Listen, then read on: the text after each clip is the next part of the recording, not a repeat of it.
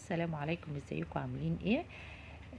انا اقول لكم على فكره حلوه كده وسهله وبسيطه ان شاء الله، وننفذها كلنا، ويا ريت كلنا نشيرها ونذكر بيها غيرنا.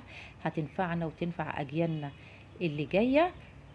احنا في فصل الصيف وعندنا فواكه كتير بتبقى في فصل الصيف، زي المشمش والبرقوق والخوخ والبطيخ والتفاح وبذور كتير من الخضروات.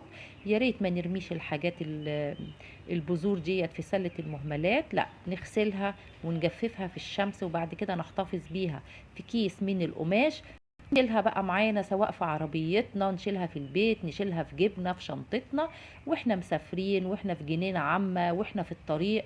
نبتدي نزرعها او نبتدي ننشرها كده في الارض.